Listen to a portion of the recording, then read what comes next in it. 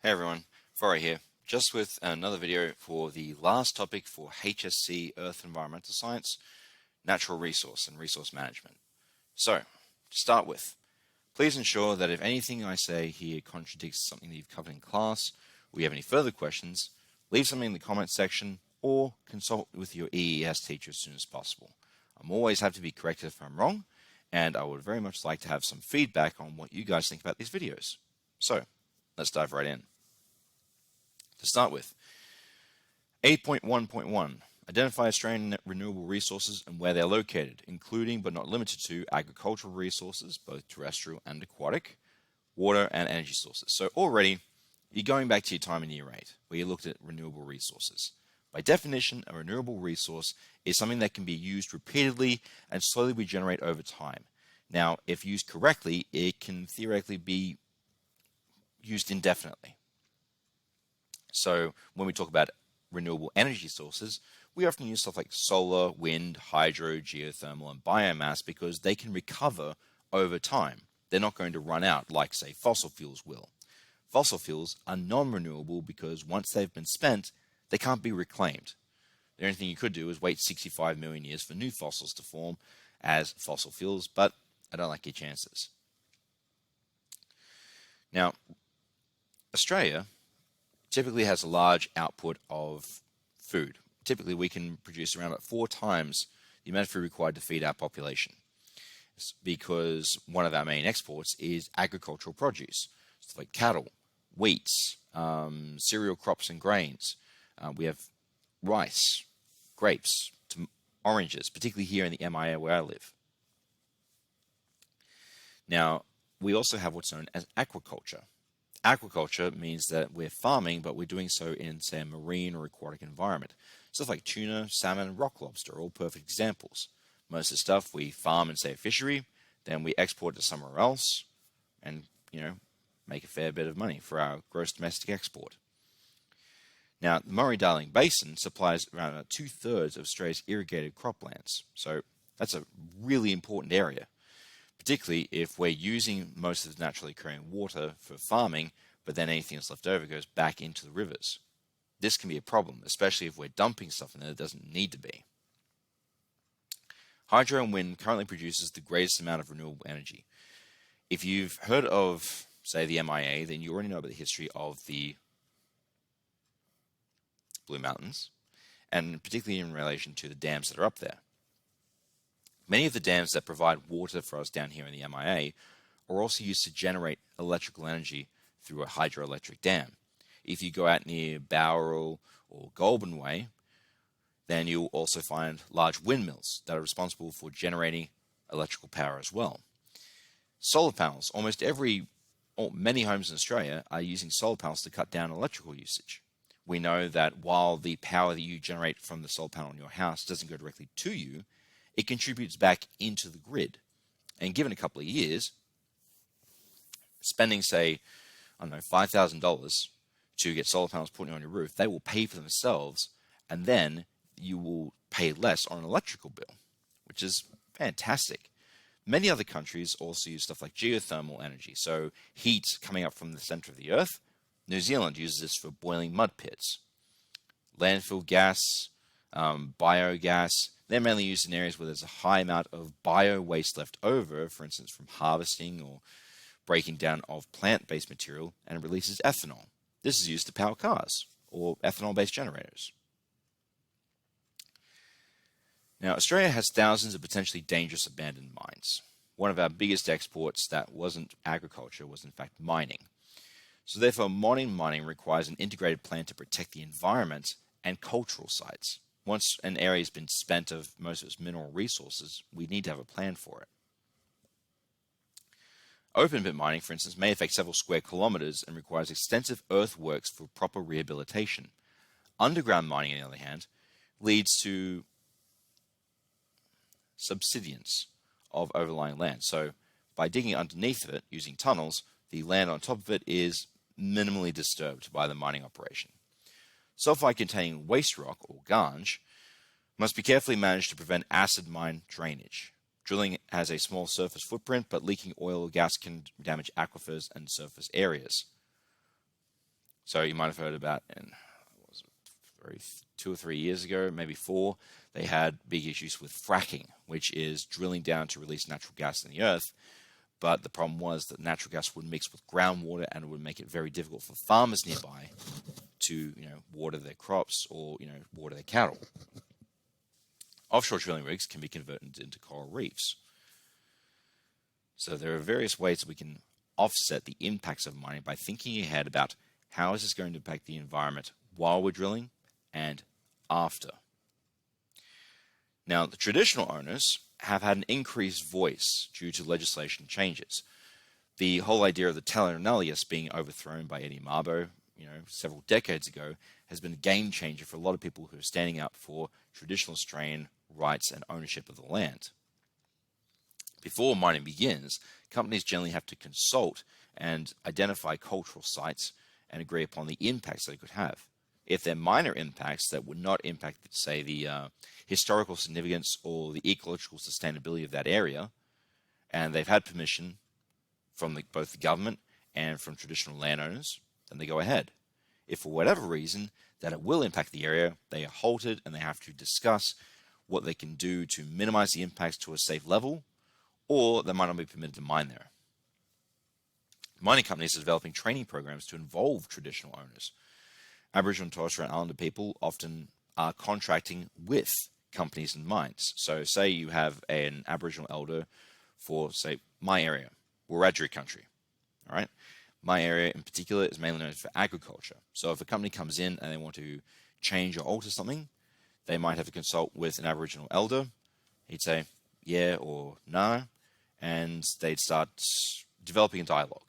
Another company might come in and ask for a different thing. They'd still have to consult with the same elder, because for the most part, each country is different. So you need different levels of permission. If you're one company and you have different places all over Australia, you might be consulting with 20 or 30 different Aboriginal elders from different nations. Traditional owners are often consulted on rehabilitation plans and must agree that the work is sufficient before a mining lease is finished. Essentially, the mining company cannot just scarper off once they're finished. They need to clean up the mess properly. And the traditional landowners, in particular, elders of that particular nation, will hold them to it. If not, we got a big problem. So, resources provide Australia with food, consumer goods, and income. We know that we have what's known as a gross domestic export. Okay, essentially, it is the amount of money that we make from sending stuff overseas. This can be various minerals, it can be crops, cattle, it can be products that we make. Now, it's important to know about the life cycles to manage agricultural resources. Let's say, for instance, that we have an increased demand for wheat being sent overseas. If we start to increase production, then that means more land has to be used. But by the same token, if that demand decreases a few years later and we suddenly have a surplus, then we have tons of wheat, we've lost land that we can't reclaim very easily, and we're going to start going towards a deficit. Now, the relative importance of a resource may change over time. In the old days, around about, say, the 1600s, when you had Napoleon Bonaparte, the funny French dude who was quite short and wore a funny hat, he declared himself Emperor of France, all right? And he was a very successful general. In that era of time, Napoleon was said to be so rich, he had knives, forks, and other cutlery made from aluminium. In those days, aluminium was probably worth more than gold because it was so difficult to make. Aluminium is actually derived from sand and has to use electricity in order to separate it and then condense into an ingot that can be worked into various tools. Today, aluminium is an incredibly cheap metal. I mean, the price of gold remains stable throughout history because it's often considered quite valuable. Copper has increased in prices. So the importance of one resource can vary over several decades or even centuries based upon how easy it is to get, what we need to use it for. Now, improvements in production have led to the development of new uses for glass and aluminium. I mean, in the old days, manufacturing of glass materials was considered very delicate and very difficult. Aluminium, even more so. But now, we've started to use aluminium and glass for more than just using for window panes or making mountain bikes. We use it for high-end scientific equipment, engineering tools, measurement devices, computer components, tons of stuff.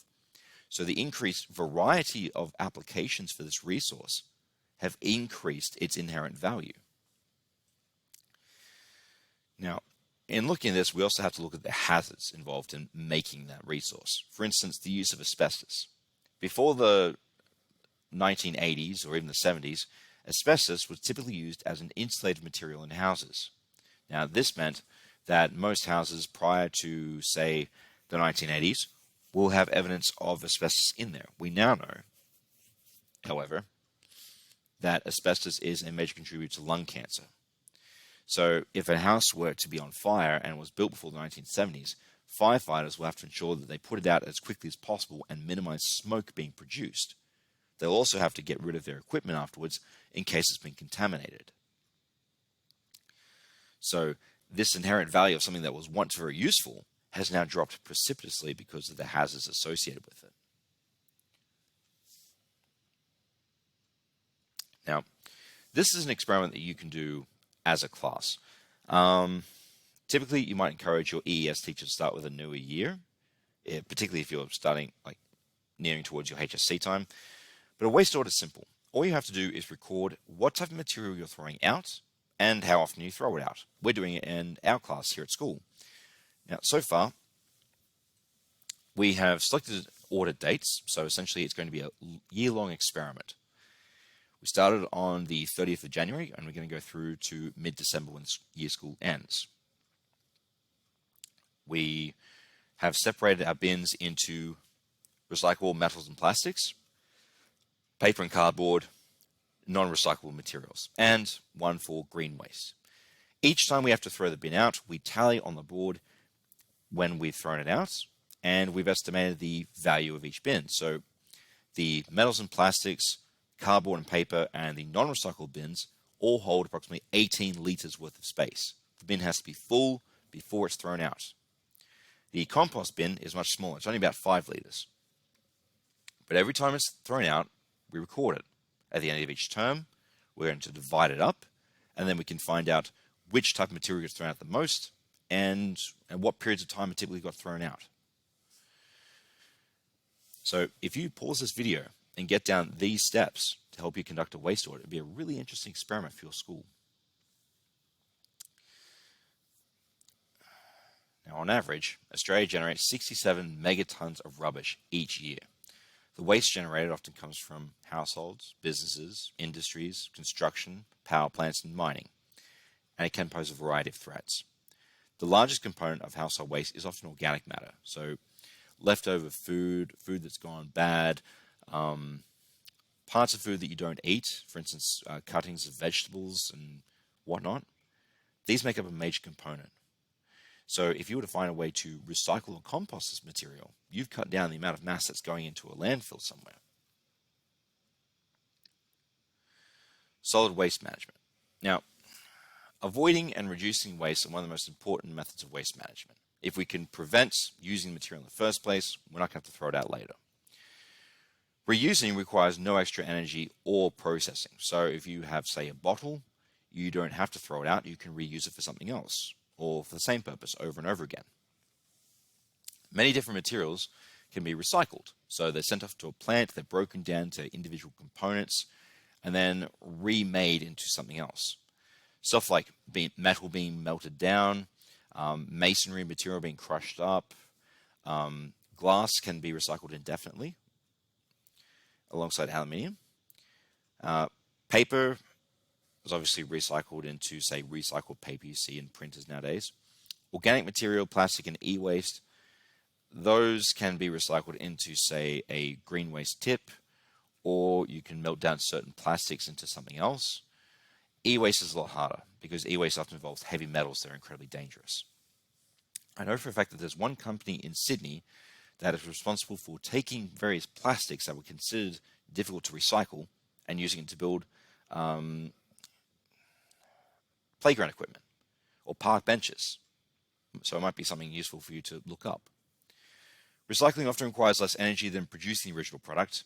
Incinerating waste material via energy recapture can assist in producing heat for homes or even electricity. So when something breaks down in a landfill, for instance, it can create methane gas. If that methane gas is collected and then burnt, then you're creating water as a byproduct, and you're able to use that electricity to do something else at the tip. So it might be that the small demountable office that's off to the side, that might use some of the methane burnt gas to power its lighting system or to recharge a phone or a computer.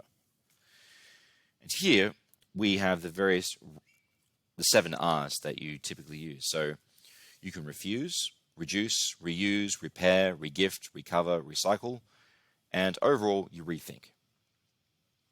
The easiest one people can do now is refuse. Don't buy into using a whole bunch of stuff that you're not going to need, and it's just going to end up in a tip somewhere.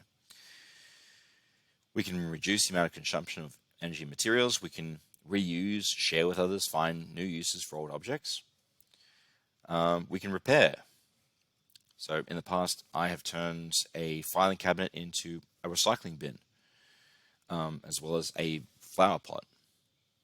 And I've also thought about taking some old boots and using them for flower pots as well. But essentially, it comes down to what do you have available and what can you turn it into. Regifting, I've done that in the past. I've used old bags that I've used for presents or received with presents, kept them, and put my presents in them and give it to someone else. Typically go to the Salvation Army to buy new books, or if I need to buy equipment, I can start there. All right. Sustainable waste removal. So innovating towards zero waste is the goal for future waste management. We want to get to the point where we're not throwing anything into a tip anymore, but that's going to be a long way off.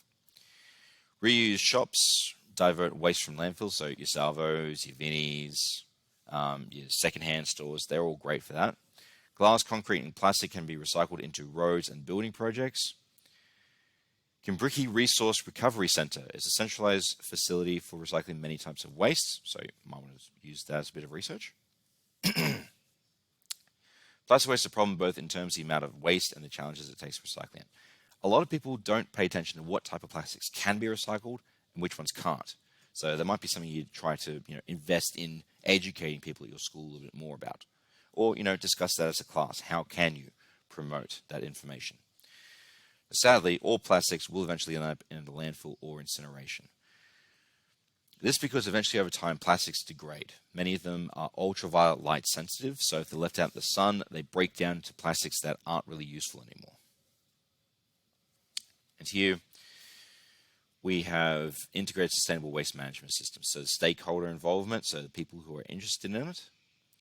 Compare that to the enabling environment, so the conditions required to make it happen, and the impact. And it feeds back into both of them. Sustainability. Now, a lot of people try to use the word sustainable or sustainability to make themselves seem more green or more socially progressive. Companies that do this but don't actually change any of their practices at all are what we call greenwashing. They're essentially promoting themselves as being, hip and cool and environmentally conscious, but they're not making any actual changes. They just hype themselves up to look good. Now, here we have a term, the tragedy of the commons, refers to the overuse of common resources for individual benefit and the detriment for all. The concepts of sustainability requires management of resources so that they will be available for future generations. In the old days, around about the 60s and 70s, in England and in Australia, you had what was known as a commons area. It was essentially a plot of land set aside for people who lived close by, but who wanted to have more yard space, particularly if they were space conscious. The commons was an area where they could grow vegetables or where they could have playground equipment. It was like a giant yard used by a whole bunch of different families. Now, over time, if this was overused or exploited by people, the overall condition of it was degraded. In essence, people started taking more but giving less. And in doing so, commons began to fail and they became less popular. Sustainable development must balance the needs of the planet, people, and profit. So we can see here we have 3 circles: the environment, economics, and society. So let's say that you're focusing mainly on society and the environment. So you have conservation policies, you have environmental justice, you have global stewardship. But this goes against economics. It's not going to survive unless people can see a profit in it for them. Hence the reason many environmental activists try to engage society and protect the environment, but they're isolating and demonizing economics. Now, let's say if you took it from an economics and environmental perspective. You're trying to make stuff energy efficient. You're trying to make renewable fuels. You have subsidies and incentives for people to do stuff. And you have green technology. But if you're not including the society, then again, you're isolating them due to lack of information. No one's going to care about a machine that can tunnel its way through sewer lines in order to break down CO2 emissions by effluent if they don't have a part in it. No one's going to care about new subsidies and incentives if they don't know how to access them. And finally, if you're looking at society and economics, then you'd have the typical balance of business ethics, fair trade, and workers' benefits. But if it's not aimed at helping the environment, then it's just business as usual. Now, sadly, development and growth is not yet sustainable despite our best efforts. A lot of people think that I have become green. I don't have to work hard anymore. Instead of, I am trying to be more green. This is my new lifestyle. Okay, being green is not just a goal you achieve, but it is a system that you maintain.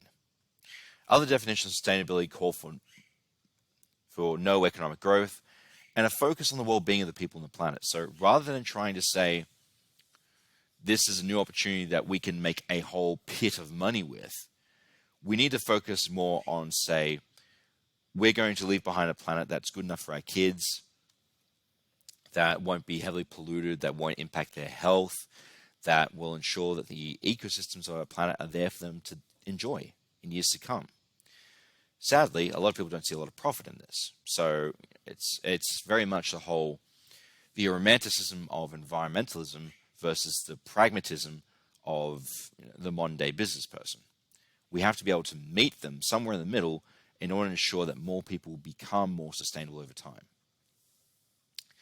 Aboriginal and Torres Strait Islander peoples have had a holistic view of sustainability that encompasses care for country, cultural practices, language, and kinship. If you ask someone about what country they're from, the idea of them describing where they're from is more than just a geographic location. It's a part of themselves that they identify with. It's a part of themselves that they value as incredibly important. It talks about their family, it talks about their friends, it talks about their country, it talks about them.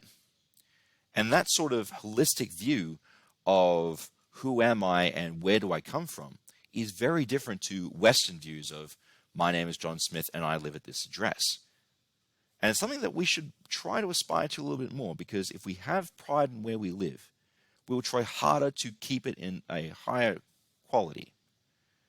And in doing so, we will preserve it for longer, or we will help rehabilitate it, or we will help it thrive, rather than just use it for our own ends.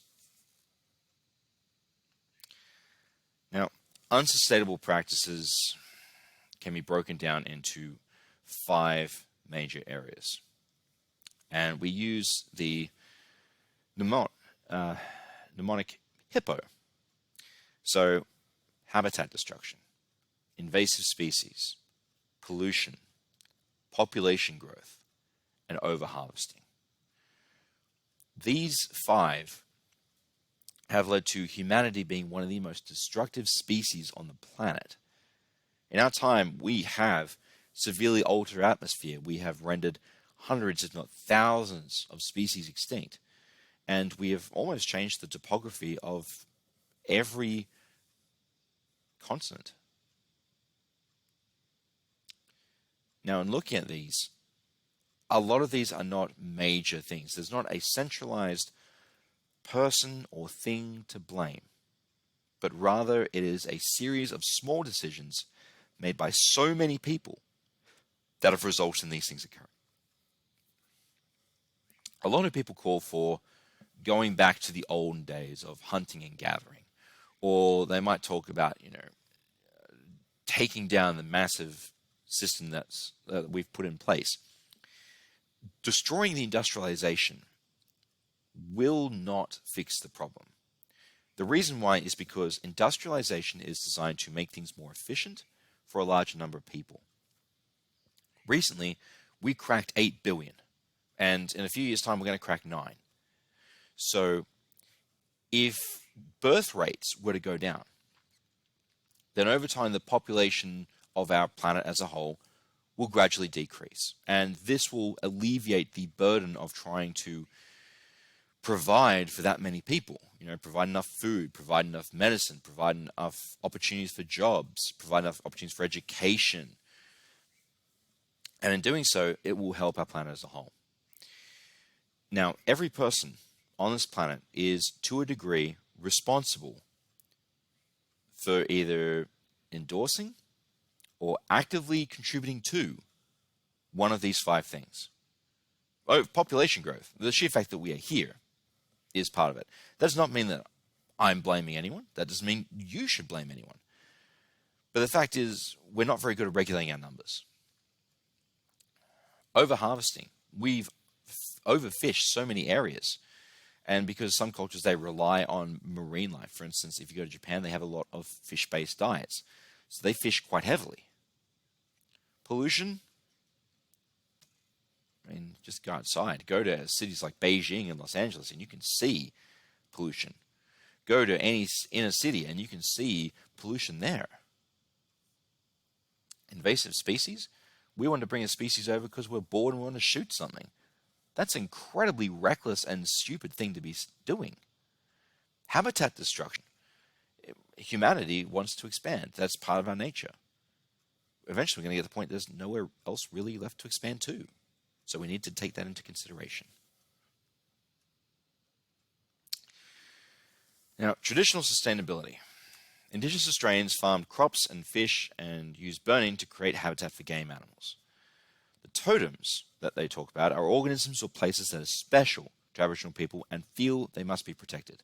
If you go onto the World Wildlife Foundation, you can champion a species of animal or a species of tree, and you can say that that is a totem. It doesn't necessarily mean that you are co-opting a spiritual belief, but you are helping endorse protection of that particular animal.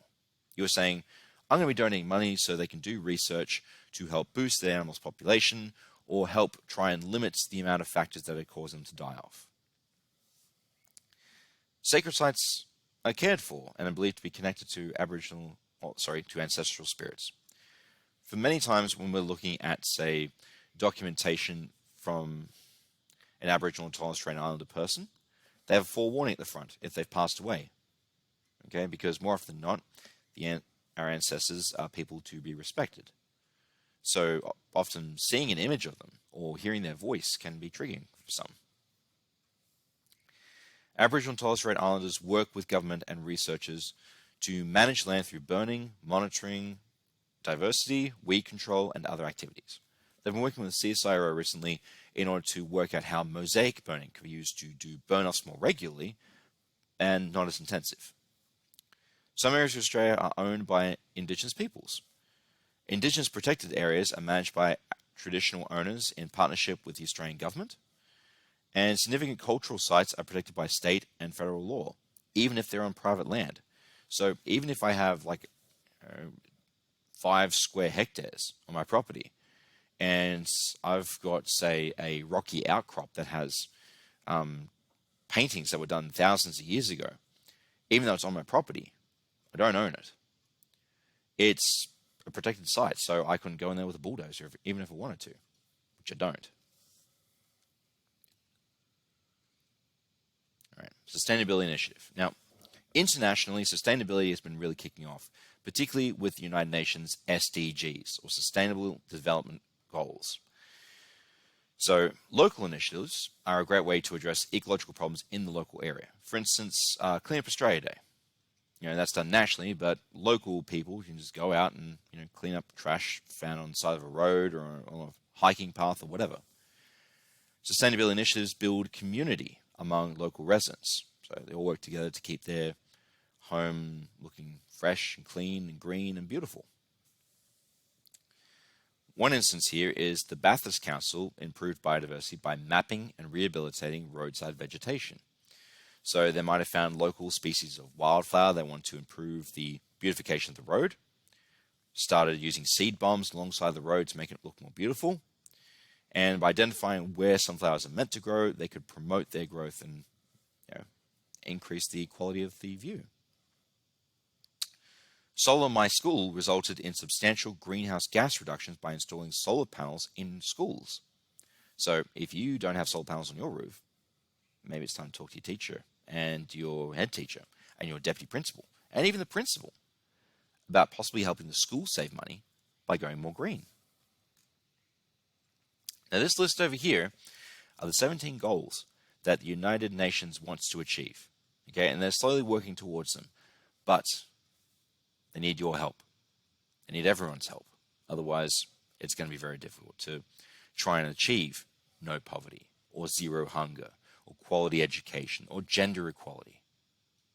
They start off with very big goals, but eventually they become more green.